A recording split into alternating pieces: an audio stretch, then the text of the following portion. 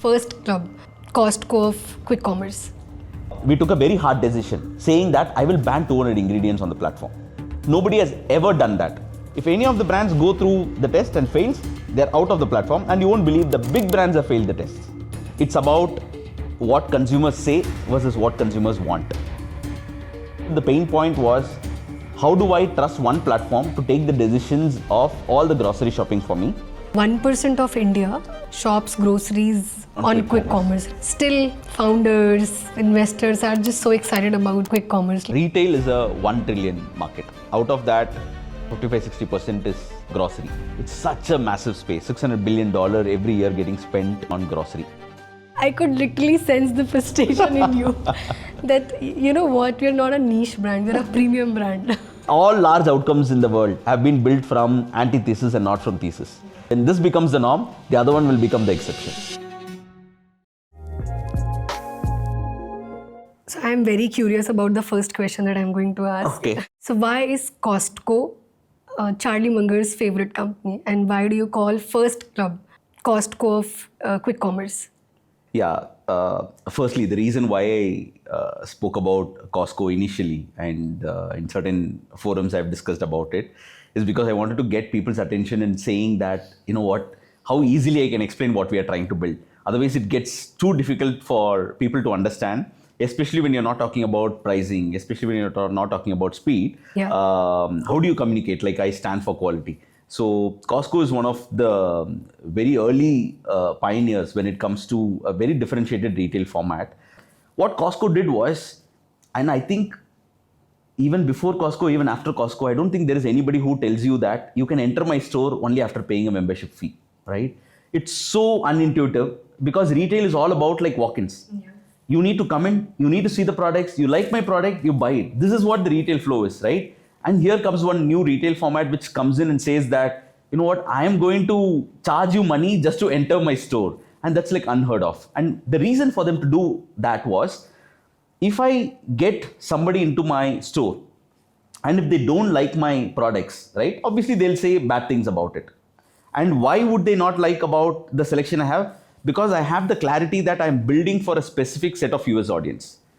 In US, the median sort of income is around, say, 50-60K US dollars. That's what Walmart is catering to. Costco is catering to 80,000 to 90,000 sort of USD per capita income.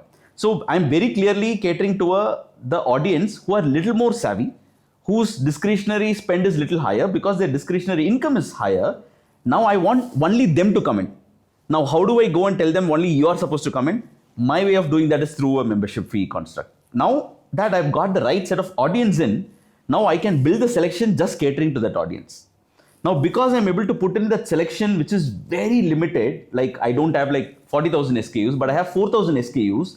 I work with limited set of brands and I work with them so closely that it's integrated till their factory and till their warehouse, that there is no other distributor that needs to come in. So this way, building literally a sort of a pipeline between the high discretionary income households on one end of the pipe. On the other end of the pipe, you are able to get in all the relevant brands who are able to make such quality products. And the business model has been built in a way that because of the membership fee, my gross profit is going to come from the membership fee, and hence the per unit, I can charge a very less gross margin. So retail, Walmart and everybody would be charging 21-22% gross margin. Costco operates at 11-12% gross margin. Now, try breaking that. Like, how do you sell something at that quality, at that price, compared to what Costco is selling? That is why I think Charlie Munger also says that, you know what, it's once in a generation company and very difficult to sort of replicate. And there is no member fee for FirstClub. Not at this point of time, but because I'm one of the customers. Thank you so much. I'm sure you would get into our membership program as well. Yeah, no, I really like the packaging, how the methi leaves came wrapped in leaves. Sal leaves, yeah. And usually the vegetables are, tightly packed in those, plastic nets. And it is said that for every trend, there is a counter trend. So FirstClub is a trend or counter trend. How do you see it? Very clearly a counter trend because everybody has been talking about price. You go and look at the one-line tagline of all the platforms. At least now with the latest regulation and all of that, people cannot speak about 10 minutes. But otherwise, just try differentiating, right? If you take the color off, You cannot differentiate one app over the other. So everybody was so obsessed with like delivery in 10 minutes, last minute app, and I'm here for your urgency. So it was all about that. So we flipped it and we said like, yeah, we understand speed is important for the consumers and it's changing. The world post quick commerce versus the world pre quick commerce are two different worlds that we are living in. But that cannot be the reason why consumers should be shopping from you. So for us, multiple things we question, by the way, right? So it's not just about the speed. I'll start with the selection itself. We don't have like 10,000, 12,000 products. We have 4,000 to 5,000 products on the platform, right? Number one. Number two, in any product you take, there are maximum of 2 or 3 brands. You would not find like 20 options for the consumers to come and shop.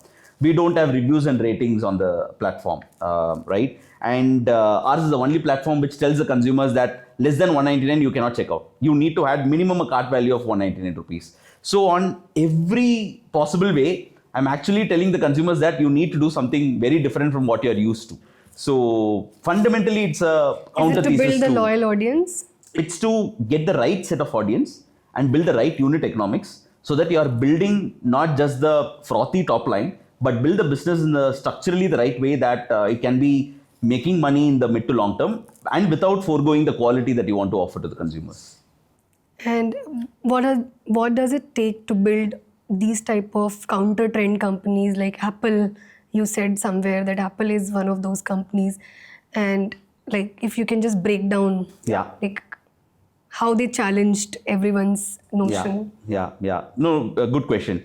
The starting point, if I think about it, right? It's about what consumers say versus what consumers want.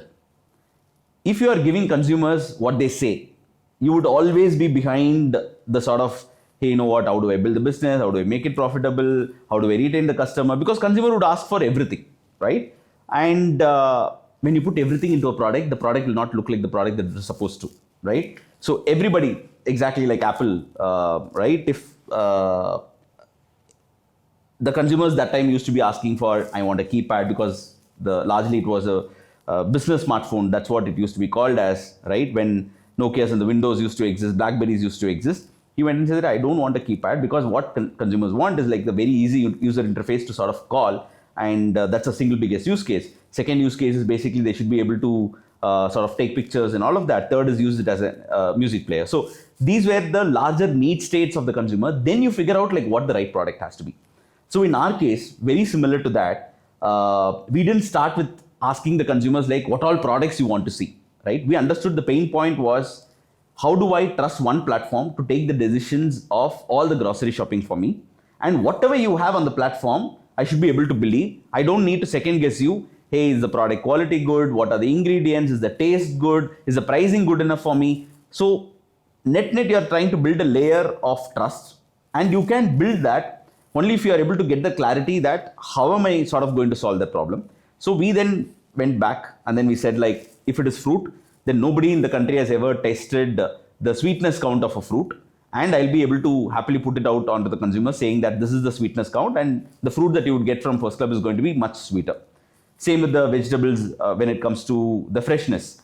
Third, when it comes to atta, it has to be freshly ground and stone ground. You go back like 20 years back. I'm sure, where did you or in your early days or your parents would have shopped atta from? Did they buy a branded atta or like, exactly, right? They would have gone to a chakki, they would have ground it and all of that.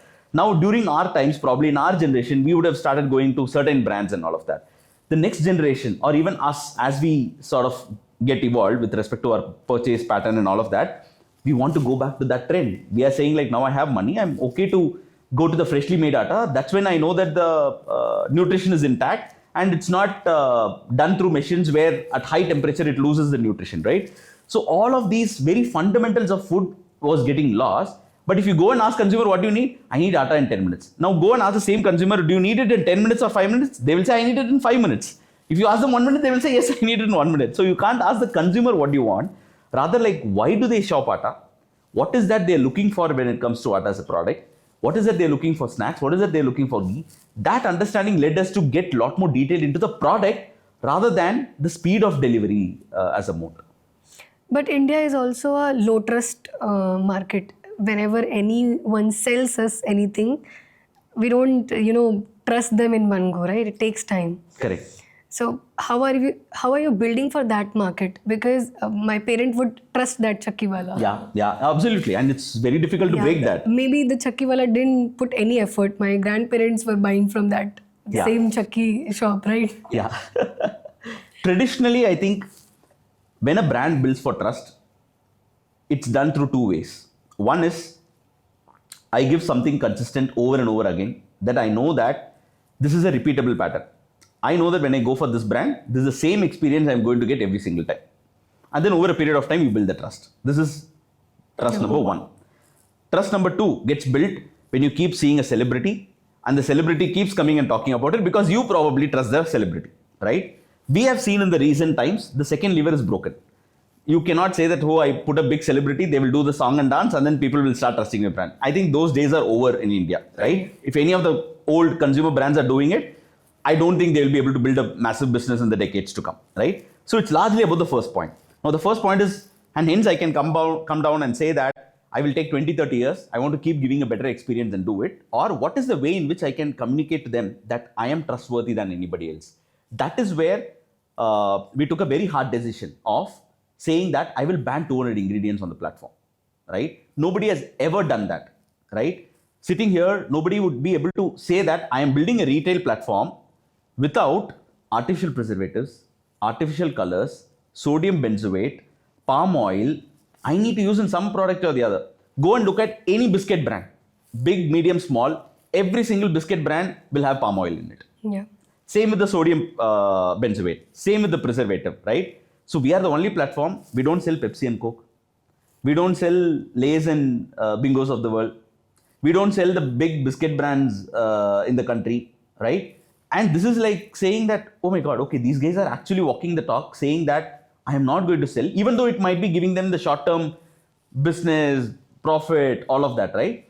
So that is the way we started saying that I am different and I'm going to earn your trust by doing things which are going to be very tough for any retailer to do it. And that's our starting point. Second, we are the only platform to say that I'll lab test every single product and put the reports for you to see. And I'm a platform. I'm not a brand. If I'm a brand, people will say that, oh, obviously you will say this. I'm saying like, this is my elimination criteria. This is not my selection criteria. This is my elimination criteria. If any of the brands go through the test and fails, they're out of the platform, and you won't believe the big brands have failed the tests, right? And why do you think that all these other big players building in quick commerce, they can't solve the same problem? Why can't, like, maybe there will be a day they would also start claiming the same thing that... I challenge anybody to say that let them ban 200 ingredients and say that I will take all the big brands out of the platform. For them, 60 to 70% of the business are coming from products which have these ingredients. So to gain something, you need to lose something. Are you okay to lose that? Revant has a long way to go. So yeah, and I'm underballing. In biscuits, 95% of the products that are sold in the country have these ingredients. So we don't have any biscuits in FirstClub? We have, which don't have any of these ingredients. So freshly made cookies without preservatives. And I also like it a lot that there are so many Indian founders starting consumer brands, and they know like what kind of weathers we have in different cities in India, and what are the problems we as Indians are having, health problems, and they're trying to solve those problems. And like we like consuming ghee, so we have I think Two Brothers is one company I really like. Yeah. No, I think there are small, medium, big. There are at multiple scale. The kind of brands who are coming into the ecosystem is crazy. 10 years back, I don't think this platform could have been built because you need supply. End of the day, what are we trying to do? We felt overall Indians' income and sort of ability to spend and understanding and awareness to spend, all of that has been going up. Post-COVID, it clicked the flip for everybody. You know what? Now I'm not going to focus only on like saving. I'm going to spend as well. And I want to spend on my health. I want to spend on my family and so on and so forth. So when that happens, you immediately start thinking that, okay, I want to buy better. I want to spend better. I want to travel better. Everything gets better. That better thing sort of starts ringing in your ears. Now for that to happen, the available places or the accessibility to such selection itself was way too limited. Or if you need to get a good quality, traditionally we've always seen that mehenga padega. it has to be expensive, right? Then you cannot build a product which can be democratized to multiple millions of the Indian households. For that to happen, you need the price point also to be sharper. For that to happen, you need good enough supply as well. Only then the supply at the right price creates and unlocks that sort of demand. So for us, that happens through so many D2C brands, so many founders, so many intelligent minds coming in and saying that I am going to create a category and which is going to be very different from the existing ones, right? So whether we take dairy, whether we take bread, whether we take eggs, whether we take snacks, the number of products, the number of brands, the number of categories we are seeing today who are able to make a much better quality product with much better ingredients are so good today. But they are lacking a platform. Now they know that, okay, I can create a product. I know how to do this. I know that this is a white space that exists in the market and I want to do this. Now after this, what do I sell? Where do I sell? Now if I sell in this platform, I need to pay X percentage commission, Y percentage monetization and ads. So net, all the price itself gets my margin to be wafer thin, which means that I need to spike my price, which is making unaffordable for the consumers. That is what we are trying to break. So it's not just about one or two brands. I mean, Cosmix was a brilliant example, the plant protein company, right? While Whole Truth is also doing an amazing job. Cosmix came in and made, like, they iterated so much before landing on the final product when it comes to plant protein, and it's so good, right? And it's so easy to digest all of that. And who would have thought 10 years back India would be able to create such products, right? So this is happening category after category. The cookies we have, a very small baker, so she bakes like 1 or 2 cookies within one pack and then sells in a pack of 1 or 2. The sort of demand that we have started seeing and the repeat that's happening is crazy. So it's called Little Miss Cookies. So this story goes like in category after category. Now it's about like giving them a platform to them so that they can continue to focus on what they're good at, which is creating product. So you're saying that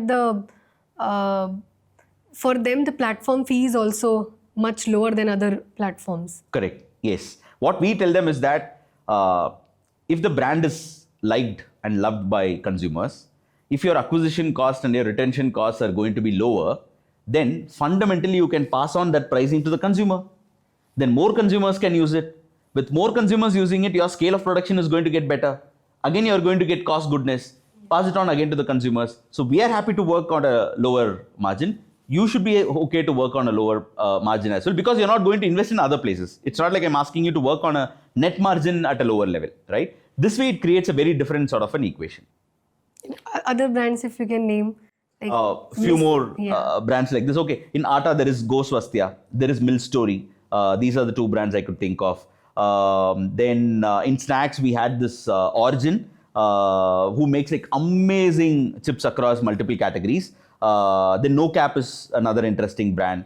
And we have our own brands. By the way, what do they do? So they are into snacking, very different flavors, jalapeno, and these are not made without palm oil. So kids love it. So in my community, for example, it's a rage about No Cap. So like every kid talks about like, I've tried these 3 flavors, now I want to try the 4th flavor. It's more like that. So the taste profile, the flavor profile, all of that is very differentiated. In staples, there is a brand called L World, which is a US FDA certified brand. They are one of the very few brands who exports staples staples rice from India to US, and we found them without preservative and without all the fumigation and all of that. They were able to get a very good quality staples here. So they are another interesting brand. So it's like category. Probilac is another brilliant example. High protein milk. The number of products which have high protein with low calorie with no sugar is very limited. So they have been able to crack that product by ultra filtration process. So you can see that product after product, there is an innovation at the product level, which is enabling them to create a much better quality product. And that's the way we have been able to select. And Ayyapan, for quality, do you think access is the problem or income is the problem? I would say firstly, the awareness is the most important thing, even more than access and income, right? If I don't even know what does quality mean, then how do I seek through access or income, right? If, for example, you drive an auto car or a manual car, whenever you drive, Auto, not auto car. Auto. But largely, people around you are driving an auto Yeah. gear car, right? 20 years back, if you had asked a manual driving car person, like what is quality of driving for you, they wouldn't have even said it's auto because they don't know what does auto car mean. Auto car as a technology did not come in. Same thing that's happening for self-driven cars from Tesla and so on and so forth, right? So the awareness of the quality itself is a huge problem, especially in a country like India. We have gotten so used to regular products, we think that is quality. If a brand name is there, we believe that is quality. So that is changing now. People are questioning, people are reading the ingredients, people are saying that, oh, it has to be tasting better. So that questioning part is the most important piece, and hence I would put awareness first. The second part, I would say, it's a accessibility more from availability point of view, and also the right pricing. That also makes it accessible. And hence, it's a problem that you need to solve together. But if you need to have a very hard question between access and the income, I would say access. Yeah. That's how you have also priced your products in FirstClub, that the milk that is premium in quality is not double its price. Exactly. A single origin milk which is without growth hormone and antibiotic need not be 40 rupees for half a liter. It can be available at 28 rupees for half a liter. Organic milk doesn't have to be 45 rupees for half a liter. Organic milk can be 38 rupees for half a liter. So then you make it accessible. Firstly, you're creating those products and putting it out there. And then, yes, of course, the pricing also can come as an And you're enabler. saying that you're building FirstClub for 20 million customers. So are these 20 million customers educated, or this is the job that you'll be doing as part of? It's part. I think there are two cohorts of consumers. One who are very well aware. They can teach us what are the right ingredients to have and not have, right? They're super highly involved. And we learn a lot from the consumers when they speak about like, hey, you know what, these are the things and you should not be looking at this, you should be looking at that. So we have learned a lot as well from this customer cohort. But the bulk of the consumers, they don't know, they're not aware. So and hence the awareness creation is going to play a larger role with respect to how we create this base itself. But that is also changing by age group. I'll give a very simple example and explain that. Sitting here, we'll be thinking, yeah, bread consumption will be XYZ in the country. And out of that, probably people would be moving from a maida bread to a whole wheat bread, right? And at a country level, if you look at it, not more than 5% of bread sold is sardo breads. How many Indian consumers know sardo, then know how to use a sardo? What do you do with a sardo? You can't take a sardo and put a butter and jam and consume, right? In our platform, 1/3 of the breads that we consume is sardo breads. And that's because of not just the income level, not just because they're traveling. It's the age group that is shopping also. The 20 to 30 need not be taught with respect to what is a sardo bread. They watch K-drama. They watch international movies. They don't understand domestic vacation. They do only international vacations. Even if it is a Southeast Asia, doesn't matter, right? So the age group is unlocking a very different awareness cross exposure, which is enabling the understanding of the quality in a bigger way. But this 20 million is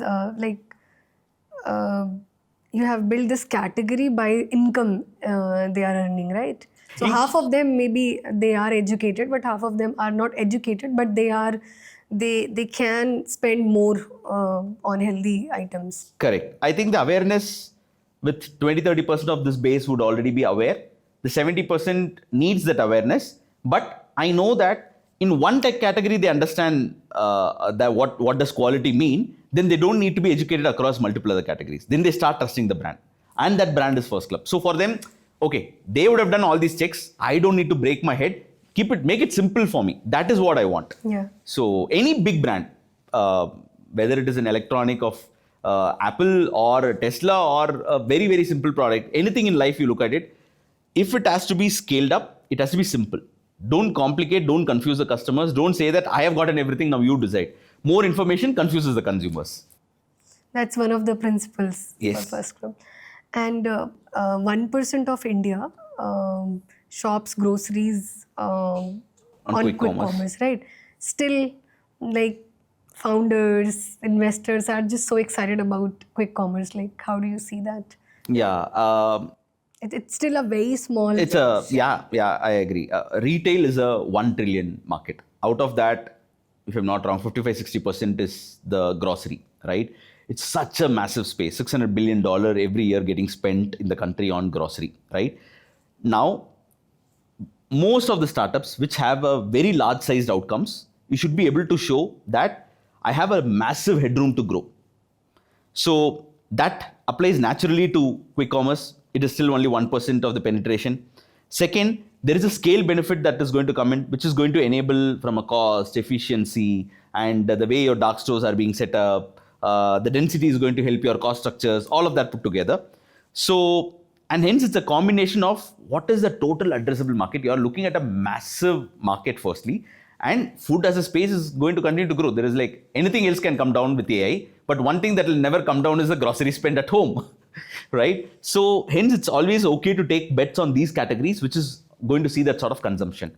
And to me, grocery is just one category of what quick commerce as a channel is going to solve for, right? Already we are seeing like multiple categories getting disrupted. Even for us, grocery is a starting point. That's not the destination, right? We want to launch home, we want to launch beauty, personal care. Why not buy an insurance plan on us? So everything, net, you should trust us that we've got the best in the market at the best price. And if you're able to do that, then the market size is so massive. What are the other gaps that you're seeing? Like people are very used to of ordering grocery online, especially in tier 1 cities. They are now also very used to of receiving it in 10 minutes, 15 minutes. So you notice this gap that people care about delivery time. They care about getting it online. They don't want to visit the offline stores, but quality is still one factor that they care about, or they should be caring about. Correct. When they get educated, right? As you said, what are the other gaps that you're seeing? Because grocery is a large category. Yeah. Like before starting FirstClub, I'm sure you would have thought about a lot of these gaps. Correct. Yeah. So to me, firstly, the defining the quality was the single biggest problem statement, because quality is a very abstract word. Will any brand say that I am a low quality brand? Everybody is going to say that I'm a high quality brand.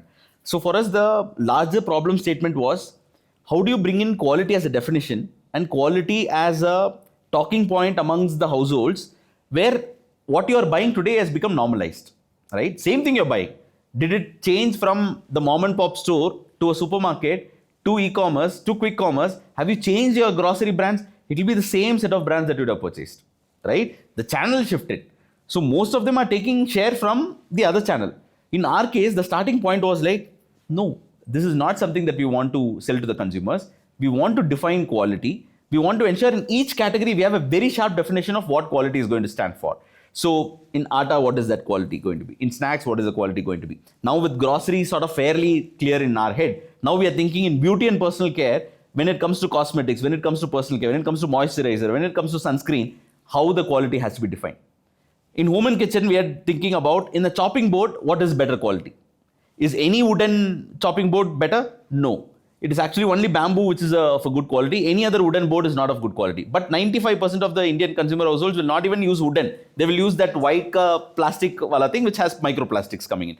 So this definition itself is such a large problem statement across multiple categories. So this is one as a gap I see. Second is, how do we get these products at a price that we believe that everybody can start using it? And that's where the democratization is going to happen. So working with the manufacturers, working with the farmers, working with people who understand quality at the source level, we want to be super integrated with them. That enables the discovery of the quality and the price together. So to me, when I see as gaps, it's about gap when it comes to understanding of quality, making the quality accessible, and making accessible not just from the availability point of view, but from the pricing point of view also. These are the gaps. Now the same meta definition can be applied to any category, and I would see the same gaps existing everywhere. But do you think it's going to be even more challenging for you guys in the coming time? Because first problem is getting all these customers who know how to order online, or how much time will take, to FirstClub. And then once they are there on the app, they are not seeing the regular brands. Like if you type dhania, you know that these are the 3 brands that would come. And Correct. maybe there is no difference, but you know that which brand, Yeah. which company you would want to click on. Yeah. Maybe it is Ashirwad or MDH or Yeah. and soap category. Maybe people would not even write soap; they would write Dove, they would write Yeah. Pierce. Yeah. Right. Yeah. So, like, first problem is like getting them to the platform, and then once they are on the platform and they are searching for any particular item, Correct. when they see these new brands, Yeah. because if anything that is not familiar, Yeah. creating trust Yeah. for that one product Yeah. is challenging. No, very, very fair question and very good question. That's why we keep saying that we are not building a platform. We are building a brand. Here, before you come into the FirstClub itself, you should know that you should start thinking and believing that, okay, whatever I'm going to buy, these guys will have the good brands. If the brand that I'm used to is not there, then there would be a reason why is it not available there, right? And that sort of takes time to build. In certain cases, we have been able to build. In certain cases, it's work in progress. We are still a 9-month-old brand from that perspective, right? So, but the important aspect is consumers, we have all hardwired them into a thinking that if I think Lux and Dove are the good quality soaps, they will not shift. Or this is what they bought like 10 years back and this is what they will continue to use for the next 20, 30 years, right? So you need to explain to them like what is the best way in which I can offer a better quality soap for you. I'm not saying Dove is a low quality or high quality, by the way. I'm saying that for any search, for any brand related search, if you are able to showcase that there is a much better quality brand available and at this price, consumers would be okay to build.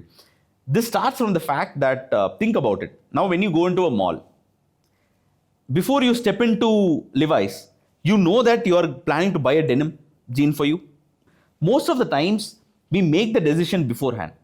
In most other commerce platforms, the decision to buy the product comes after going into the app and say, or I would be thinking, oh, I want to buy this tur dal, and then I will go exactly search the tur dal, and then I'll get it, and then I'll buy. This is my purchase pattern. When it comes to FirstClub, people browse a lot. People order 10 to 11 items in a basket. And the reason why it's happening is people spend a lot of time on the app. And that reason is again like, you know what, there are like so many good products, there are so many good brands, let me browse, let me discover, right? The idea itself is to break. Grocery is not a chore. Grocery is the thing, end of the day, you're putting it inside your body. Whatever you as an amazing gadget, living in a house, all of that is good. But what you put inside your body, you need to be super conscious about. That is what you're going to become.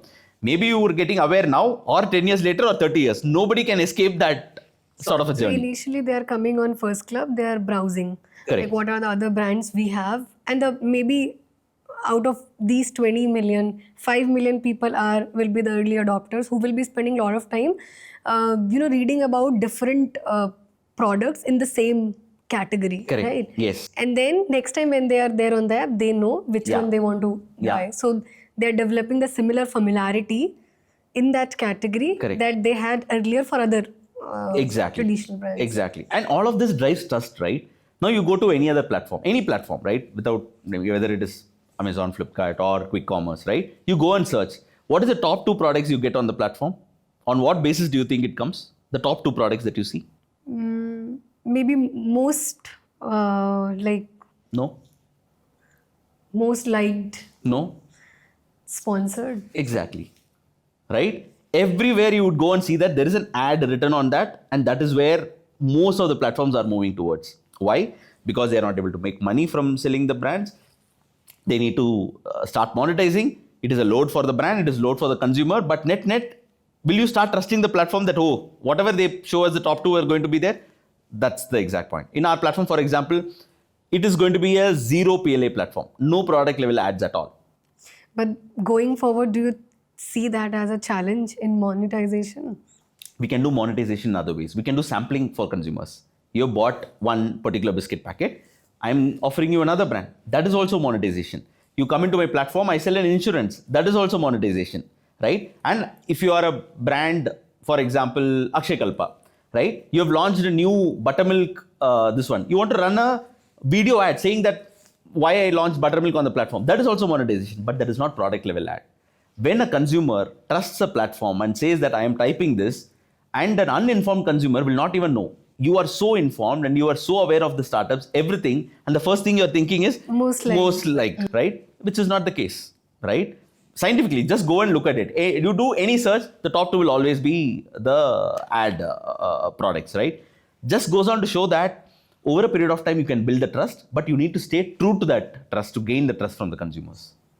And Ayyapan, also tell us about different consumer habits that you got to learn about before building FirstClub, because you led large scale businesses. You were a chief business officer of Myntra, you led ClearTrip, lot of you have served across categories, electronics, FMCG, consumer, travel.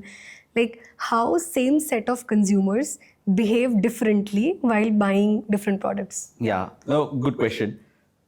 You cannot put consumer as mass premium and premium. That's a very, I would say, unintelligent way of putting the consumers into that.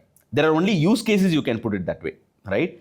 For me, I want to buy electronics, and for me, Apple sort of an ecosystem is needed, and I'm connected across my devices, so iOS is important. So there I will not sort of compromise, right?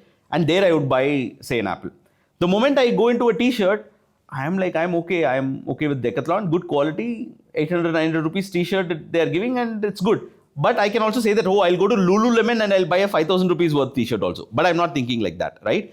So the use cases of the consumer is a lot more important in determining what is the driving point or what is the consumer insight that as a consumer I am looking for when I purchase that category. So understanding that nuance is going to be super important, number one.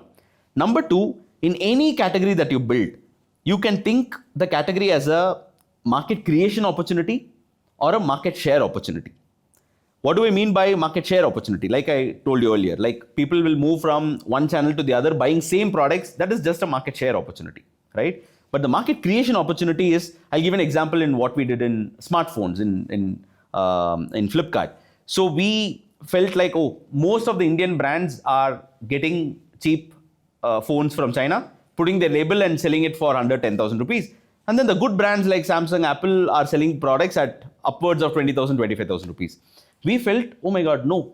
We believe that India would love to shop between 10 to 15,000 rupees smartphone, but there are no options available, good options available. So we brought brands into the country like Xiaomi to Motorola to Realme to Asus and all of these brands. And we told the brand that you don't have a distribution cost.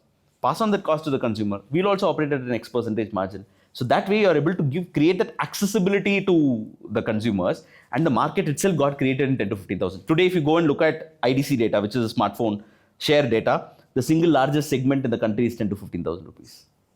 So that was the case 2-3 years back. I don't know whether it is now 15 to 20,000 or whatever. But the point is, consumers' buying pattern will evolve and it changes from category to category. You should go deeper in understanding what is the reason why they're buying something. If you're able to create that aspiration and make it accessible, a very different industry and market can be created. Any interesting learning that amazed you? Like how India truly behaves when it comes to buying smartphones or buying fashion? Because these categories are totally different, because people would stick to one category and they'll switch companies. But for you, it was travel, correct, consumer, fashion, correct, or correct. electronics and fashion. Yeah. So it is, I think, in the fundamental behavior that changes from category to category are different. Smartphones is a very search and buy sort of a category. People would know that either I want this particular model because I saw my friend using it and then I would want that, or I want an amazing camera phone and all that I want to optimize was for camera. At some point of time, there was every smartphone brand in the country will talk about, I have one camera, I have two camera, I have three camera. There were, I think, 4 cameras, if I'm not wrong, that came in also, right? So everybody started saying that, but by putting 4 cameras is going to make the images better? Probably not. But all that they cared for, okay, you know what, 4 cameras in there, my phone has 4 cameras. Yeah, and that is what the talking point was. So there are informed and uninformed consumers in every category. And if you're able to sort of build for both the sets of audiences, it's important. End of the day, the consumers know better what they want. And then you'll be able to build very different portfolio, supply, selection, everything changes. Fashion, I'll tell you, right? Amazon and Flipkart have always been selling fashion. Myntra is a very different fashion platform. Myntra did not have a very large selection compared to Amazon and Flipkart, the number of products. Same with pricing. Myntra did not sell it for a cheap price. Myntra did not give a faster delivery. In spite of that, Myntra is a much larger brand when it comes to fashion, right? Of course, it's part of Flipkart group, but Myntra as a brand is a much more powerful brand when it comes to fashion. And the reason is like, you need to talk to the consumers when it comes to about the category in the true sense and not commoditize it. Whenever you are able to sort of make it from a commodity to a brand, then the brand lasts and gets built over a long period of time. So that is super important. And this pattern you would see across multiple platforms, categories. Wherever the browsing happens, you know that people love the app, people love the platform, people love the brand. If it is just a search, it's a very transactional relationship. If this company shuts tomorrow, probably, yeah, instead of this, I will move to somebody else. But if the browsing is happening, I'm giving my time, which is even more expensive when it compared to the price. So that is what I see. You said Myntra is more powerful than Amazon when it comes to apparel category, Correct. right? How do you define a brand? Like, if it is successful, what are the characteristics? So the one line summary for me is, if that brand doesn't exist tomorrow, will the consumer like cry or care about it, right? If that happens, then you have built a brand. If not, you're easily replaceable. So that's like one line summary for me. But from when it comes to the traits, if I'm opening multiple apps and then comparing something, the comparison could be on the price, the comparison could be on delivery time, the comparison could be on the ratings and reviews, right? Then I know that I am one of the multiple options and I am not a brand. So whichever platform has been able to build that, they have been able to command a better brand ownership. And you said building a marketplace is easier than building a brand. I think in initial, when we started Right. the conversation. Yeah. Because, see, until you build the marketplace as a platform, it is tougher. The moment that marketplace platform is built, then the engine is set. You can keep feeding selection into it. Pricing will get automatically discovered because all the sellers will be fighting with each other to get the cheapest price on the same product. Consumers benefit. So that flywheel sets in. But brand, day in and day out, you need to stay true to the promise that you made to the consumer, that this is what I'm going to stand for. And the moment you drop that, consumers will come very hard on you, and your core loyal consumers will come hard on you. And when that starts happening, then you again become like an everything store. You are not standing sharper for anybody. And Ayyapan, across consumer, fashion, electronics, travel, what category excited you the most? Like, you loved working on one of these categories, and you started in quick commerce. The question has two parts. Yeah. So personally, I love electronics. As a kid, I've always loved electronics. So that is one of the reason why I wanted to manage a gadget category. So I get fascinated. Even today, if some new gadget is in the town, I'll be the first one to go and get it and sort of use it. I just love gadgets. So because of that, electronics, smartphones, laptops, whatever I've sold in the past is very close to my heart from a personal perspective. Yeah. But I learned a lot by selling fashion. Because fashion has a very different level of complexity when it comes to consumer preference, consumer understanding. It's more emotional than... Exactly. It is not a quantifiable proposition. You cannot convince a consumer. The moment they don't like a dress, you can't convince, hey, you know what, this dress is costing 100 rupees lesser. They're not going to get convinced because of that, right? So, and hence, any non-functional category is always tougher to sell. But that's where the challenge also is. That's what is even more exciting is. So hence, for me, Myntra is very close to my heart, or fashion is close to my heart from that perspective. But yeah, from gadgets learning is point something. of view. From a learning point of view and the challenge sort of a point of view. Maybe what you learned in all these companies, you had to unlearn when you... Moved into quick commerce. It's part. I'm a big believer that. or maybe it's men versus women category, because fashion particularly, I have seen more women using Myntra than men. Of course.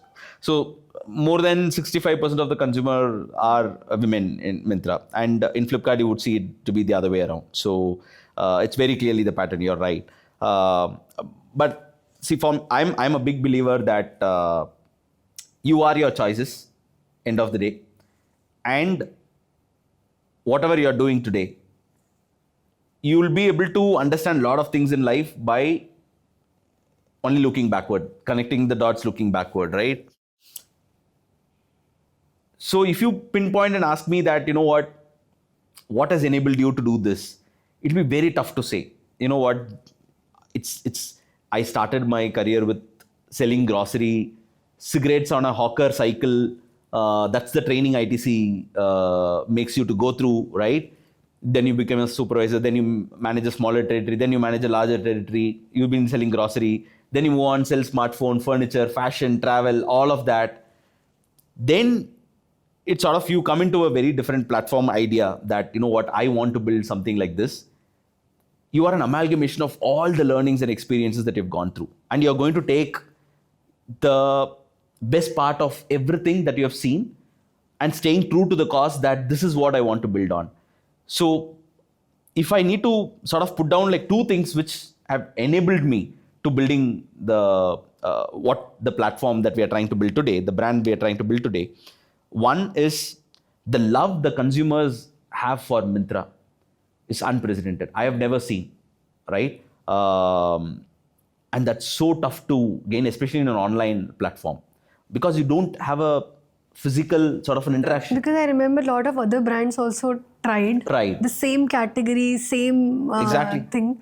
But I think I can't even remember the name. Exactly. There are like at least we used to do that count some time back.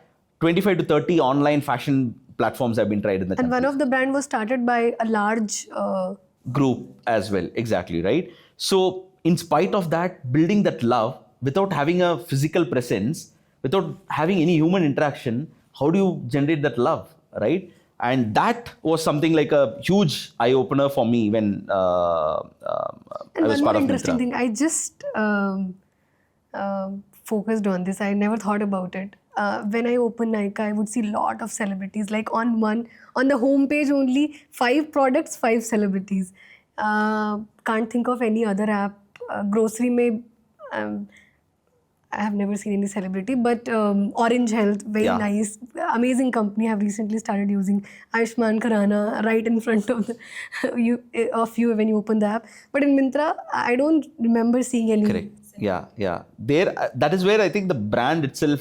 I think something what you said initially. Correct. Exactly. I think the days are over where you need to use a celebrity to drive the trust on the platform. Of course, good talkability and all of that. But beyond that, I don't think that you use a celebrity and then you start gaining the trust. So going back to the point, one is the consumer love. And especially when you're building something for women. For us also, 70% of our consumers are women. We know that if we have entered into the household through women, then we are here to stay. Because they take a lot more time to... it's a personal belief also that women are a lot more loyal compared to men. So it's a very consumer behavior thing. So if you are able to convince a woman, they'll be able to stay true to the platform for a long time. And Flipkart learning was, how do you get the product at the price by having efficiencies built in every single node and build a power which comes in like these two together, right? A brand which can build something amazing with respect to quality and all of that. And if you're able to get at the price that you can, then it's sort of killer instinct. So yes, you're trying to, amplify both the learnings. Yes. Interesting. But it's been some time since you worked with Flipkart. Flipkart was latest? Yeah, the entire Flipkart group, 11.5 years was with Flipkart group. Yeah. But India has evolved a lot in the last 5 years.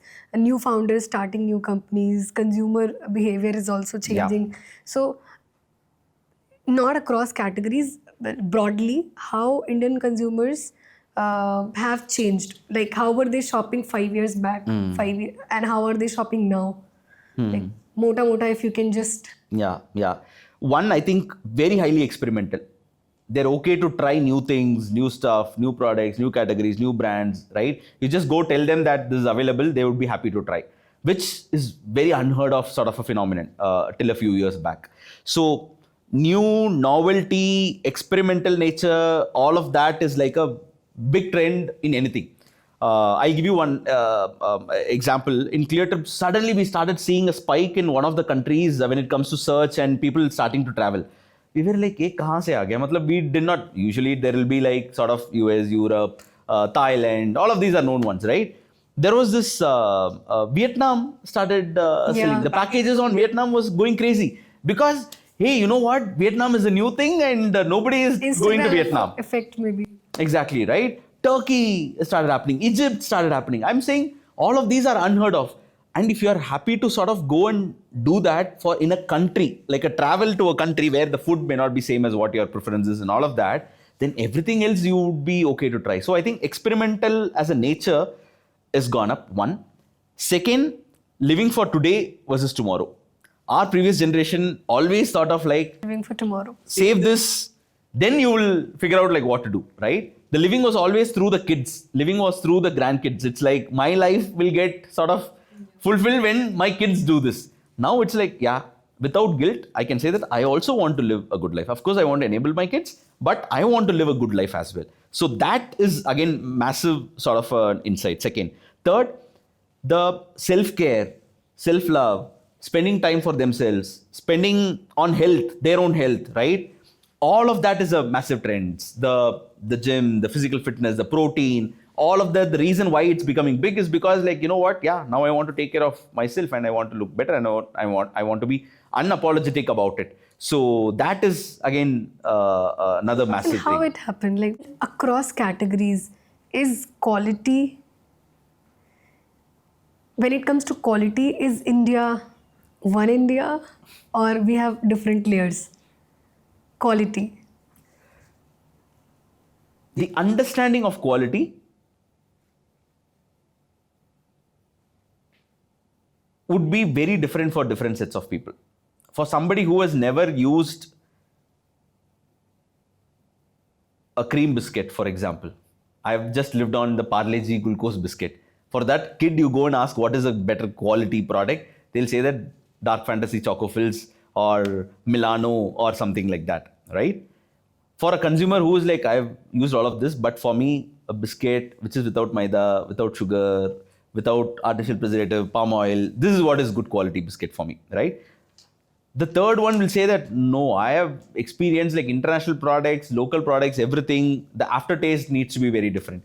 So the cohorts of quality understanding is going to be different. It will not be one size fit all sort of a philosophy. But when it comes to certain categories like fruits and vegetables, sweetness is sweetness for everybody. The quality parameter is exactly the same. Freshness of vegetables is the same.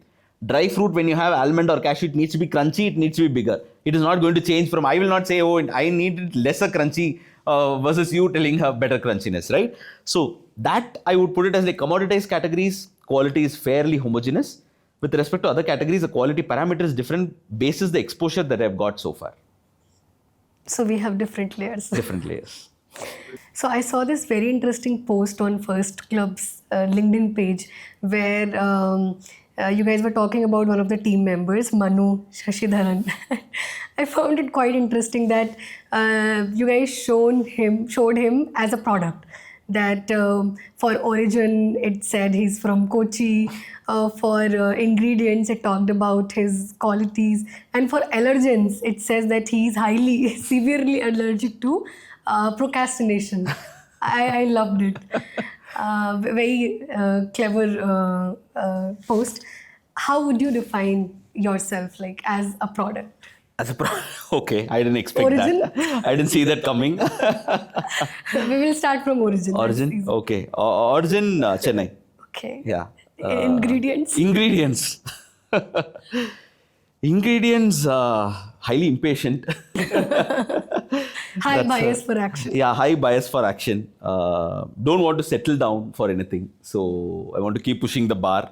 And anything is possible is the strong belief I have when it comes to doing anything in life. And I love variety, whether it comes to eating, sports, watching, whatever it might be. I love variety in life. So that's another ingredient I can talk about. What else? Allergens. Yeah, allergens. Okay. Allergens, I don't know whether I can use the word, but I can use the acronym BS. I can't take BS. People sort of coming and talking about things more than what they do is something that I can't take. And I believe like most of the times, What's your immediate reaction? stop BSing. and let's get to work. And largely, I've ensured like people who work with me for a longer period of time, they don't do They know that. that, So so I think that way, that also comes from the impatience also. Yeah. Cool, very interesting. The last question is, what's the hardest belief that you have had to defend while building First Club? It's for the entire company that we are building. It's for all employees that initially people thought the market will be too small if we are trying to eliminate so many products and so many brands.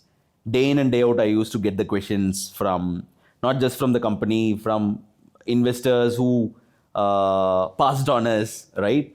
Thinking that, hey, you know what, this is going to be a very small sort of a segment. You are trying to build for a very niche sort of a set of people.